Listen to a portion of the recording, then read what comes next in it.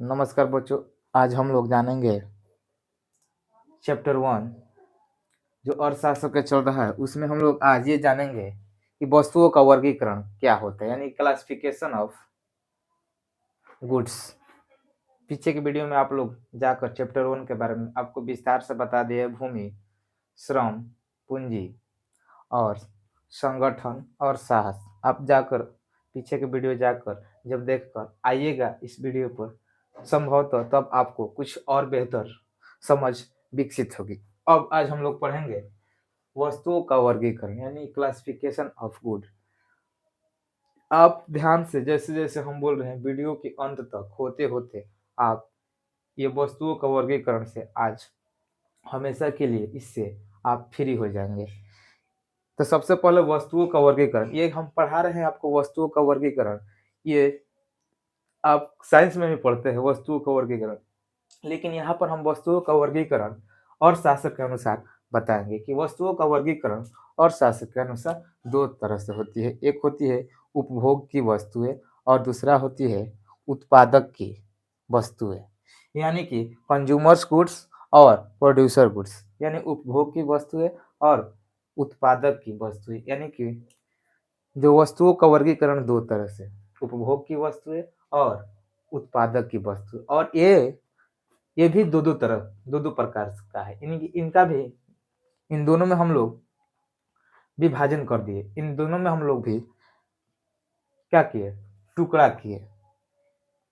फिर और उपभोग की वस्तुएं भी दो तरह से, एकल प्रयोग की वस्तुएं और एकल प्रयोग यानी कि केवल एक बार, और दूसरा है टिकाऊ ड्यूरेबल यानी कि सिंगल यूज, और दूसरा है ड्यूरेबल। ठीक इसी तरह इसका भी जो उत्पादक की वस्तुएं भी दो तरह से, एकल प्रयोग और टिकाऊ वस्तुएं। अब पूछेगा आपको हम वीडियो के अंत तक जाते जाते आपको हम गारंटी ले रहे हैं कि इससे आप पूर्ण रूप से आप आज के बाद आप इसमें आपको किसी तरह से कंफ्यूज होने की संभावनाएं नहीं रहेगी। लेकिन अब मैं केवल वीडियो में आप बने रहिए मेरे साथ, जैसे जैसे कह रहे हैं आप ऐसे ऐसे वीडियो में चलिए। यानी कि जो हो रहा है वस्तुओं का वर्गीकरण दो तरह से, उपभोग की वस्तुएं और उत्पादक की वस्तुएं। उपभोग की वस्तुएं भी दो तरह से, उपभोग की वस्तुएं कितने तरह से, दो तरह से, एकल प्रयोग और टिकाऊ। उसी तरह उत्पादक की वस्तुएं भी दो तरह से, एकल प्रयोग और टिकाऊ। यानी कि सिंगल यूज एक हो जाएगा, एक ड्यूरेबल गुड्स। अब देखिए सिंगल यूज में जैसे खाद और पेयजल, इसका एक बार हम लोग प्रयोग करेंगे जो उपभोग की वस्तु है। और जो टिकाऊ वस्तुएं है जैसे मकान, साइकिल, टेलीविजन, घड़ी, ये सब का है ड्यूरेबल है, बार बार पुनः आप लोग यूज करेंगे। देखिएगा कभी देता है ड्यूरेबल सेल, प्रचार देता है कभी कभी, देखिएगा ये ड्यूरेबल सेल, यानी कि एक बार सिंगल प्रयोग से नहीं, इसका बार बार हम प्रयोग कर सकते हैं।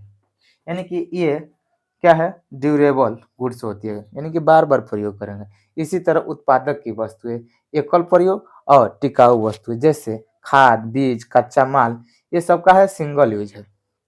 और ये टिकाऊ वस्तुएं जैसे मशीन, यंत्र और उपकरण, जैसे एक बार खरीद लिए ट्रैक्टर, एक बार उसका पार्ट पुर्जा खरीद लिए तो उसका उपयोग हम बहुत दिनों तक करते हैं।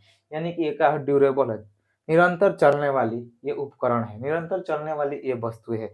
यानी कि आपको सीधे से जाननी है कि वस्तुओं का वर्गीकरण दो तरह से, एक होता है उपयोग की वस्तु, दूसरा होता है उत्पादक की वस्तु। उपयोग की वस्तु भी दो तरह से, सिंगल यूज यानी कि केवल एक बार प्रयोग, यानी कि गैर टिकाऊ वस्तु, यानी कि टिकाऊ नहीं है, गैर टिकाऊ। टिकाऊ के अलावा यानी कि इसका है नॉन ड्यूरेबल, और यह है सिंगल यूज केवल एक बार, और दूसरा है टिकाऊ वस्तु। इसी तरह जो हम लोग जानते हैं उत्पादक की वस्तुएं भी दो तरह से, सिंगल यूज यानी कि गैर टिकाऊ और ड्यूरेबल टिकाऊ वस्तु। अब हम इसको परिभाषा आपको बताएंगे एक एक करके, आप धीरे से केवल मेरे साथ अंतिम समय तक आप लोग वीडियो को देखते रहिए। देखिए इसका क्या होता है, इसका परिभाषा हम लिखेंगे। पहला है उपभोग की वस्तु, उपभोग की वस्तु किसे कहते हैं, हम अब आपको लिखेंगे कि उपभोग की वस्तु किसे कहते हैं।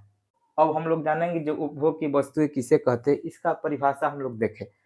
पर उपभोग की वस्तुएं वे है, उपभोग की वस्तुएं वे है जिनका उपयोग प्रत्यक्ष रूप से मानवीय आवश्यकताओं की संतुष्टि के लिए किया जाता है। यानी कि उपभोग की वस्तुएं वे कहलाती है जिनका उपयोग प्रत्यक्ष रूप से, प्रत्यक्ष यानी कि डायरेक्ट जो रूप है, डायरेक्ट फॉर्मेट है, डायरेक्ट रूप से मानव की आवश्यकताओं में इसका प्रयोग किया जाता है, उसे ही उपभोग की वस्तुएं कहलाता है। जैसे देखिए साइकिल, मकान, टेलीविजन, घड़ी, खाद्य और पेयजल, यानी कि जो खाने और पीने वाले पदार्थ है, प्रत्यक्ष रूप से मानव की आवश्यकताओं की संतुष्टि के लिए इसका प्रयोग करते हैं। यानी कि वस्तुओं को हम लोग जान गए, आपको बताए हैं दो तरह से विभाजित होता है वस्तुओं का वर्गीकरण, एक उपभोग की वस्तुएं और दूसरा उत्पादक की वस्तुएं।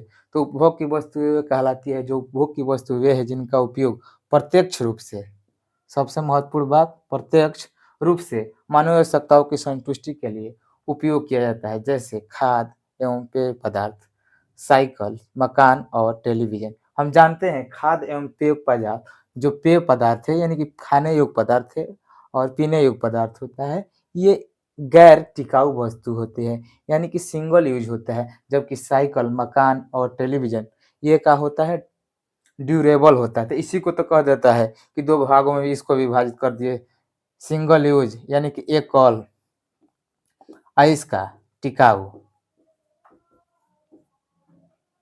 अब हम लोग जानेंगे उत्पादक की वस्तुएं। उत्पादक की वस्तुएं उन वस्तुओं को कहते हैं, उत्पादक की वस्तुएं उन वस्तुओं को कहते हैं जिनका अधिक उत्पादन अथवा आय प्राप्त करने के लिए प्रयोग किया जाता है।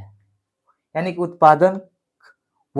उत्पादक की वस्तु उन वस्तुओं को किया जाता है जिनका अधिक, जिनका उपयोग हम लोग किस लिए करते हैं, या तो कोई उत्पादन कार्य करने के लिए करेंगे या आय प्राप्त करने के लिए। अब बात आता है कि आय कैसे प्राप्त होगा, यानी कि जब कोई व्यक्ति शारीरिक मानसिक रूप से कार्य करेगा, उसी को जो परिश्रमिक मिलता है उसे आय कहते हैं।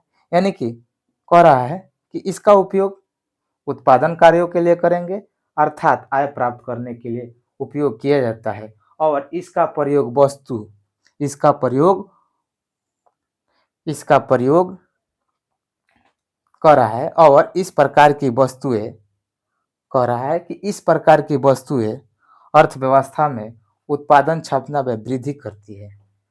फिर से हम लोग समझेंगे उत्पादक वस्तुएं किसे कहते हैं। यानी कि उत्पादक वस्तुएं उन वस्तुओं को कहते हैं जिनका प्रयोग उत्पादन अथवा आय प्राप्त करने के लिए किया जाता है। उत्पादक वस्तुएं उन वस्तुओं को कहते हैं जिनका प्रयोग उत्पादन अथवा आय प्राप्त करने के लिए किया जाता है। और इसके साथ साथ सबसे महत्वपूर्ण बात कि इस प्रकार की वस्तुएं जो होती है अर्थव्यवस्था में उत्पादन क्षमता को बढ़ाती है।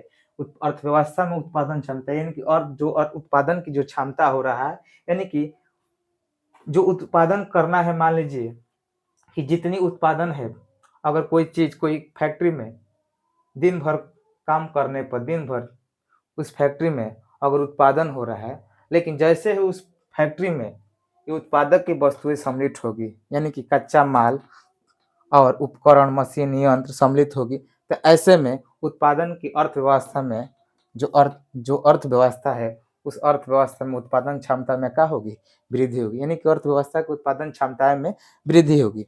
फिर से हम समझेंगे कि उत्पादक वस्तुएं किसे कहते हैं। तो उन वस्तुओं को कहते हैं उत्पादक वस्तु, उन वस्तुओं को कहते हैं जिनका अधिक उत्पादन अथवा आय प्राप्त करने के लिए प्रयोग किया जाता है।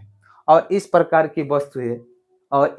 की जो वस्तुएं होती है वो अर्थव्यवस्था में उत्पादन क्षमता को बढ़ा देता है। यानी कि जो भी अर्थव्यवस्था है, इस तरह की वस्तुएं आएगी तो अर्थव्यवस्था में जो उत्पादन की क्षमता हो उसमें वृद्धि हो जाएगा।